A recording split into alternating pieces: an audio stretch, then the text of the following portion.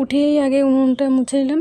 তো দেখো আমার উনুনটা কত সুন্দর হয়েছে। তারপর উনুনটা মোছা হয়ে গেলে তারপর এখানে দেখো আমি ভাত বসিয়ে দিয়েছি খাবো বলে। তো রান্না বান্না শেষ হয়ে যাওয়ার পর, খাওয়া দাওয়ার পর এই যে এখন চলে আসছি আমি জমিতে। আর এই যে দেখো এটা হচ্ছে আমাদের জমিতে যাওয়ার রাস্তা। এই রাস্তা দিয়ে আমাদের জমি যেতে হয়। তো এটা হচ্ছে আমার শাশুড়ি মাদের জমি। আর তারপরের জমিটা তো আমাদের নিচেই আছে, ঠিক আছে। আর এখানে দেখো আমার শাশুড়ি মা কত ধরনের শাক লাগিয়েছে, লাই শাক, লাফা শাক, ধনেপাতা, আরও নানান ধরনের। তারপর দেখো জমিতে এসে আমি লেগে পড়েছি কাজে। আর আমার একটু ড্রেসটা দেখলে, আমার ড্রেসটা আমি কি পরেছি, নাইটি পরেছি, তার উপরে একটা শার্ট, তারপর একটা ওড়না আবার মাথায় বেঁধেছি। তো এইভাবে কিন্তু জমিতে কাজ করতে হয়।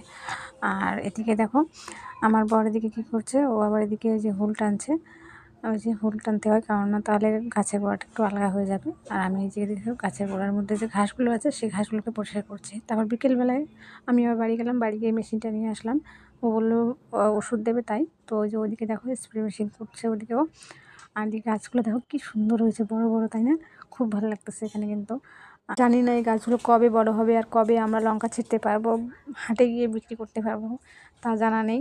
প্রায় আরও 2 মাস সময় লাগবে, তারপরে এই গাছগুলো বড় হবে, গাছের মধ্যে ফল ধরবে, ফুল ধরবে, তারপর কিন্তু গাছে লঙ্কা হবে, তার আগে কিন্তু না।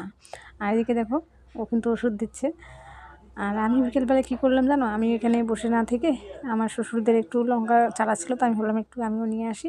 নিয়ে এসে এখানে আমি দেখো লাগাচ্ছি। কীভাবে লাগাতে হয় তাও দেখে নাও। এখানে প্রথমে একটা বড় একটা গর্ত করতে হয়, গর্ত করে তারপর কিন্তু লঙ্কা গাছটাকে আস্তে করে বসিয়ে দিয়ে হালকা করে চাপা দিয়ে মাটিটা দিয়ে হালকা করে একটু চেপে দিতে হয়।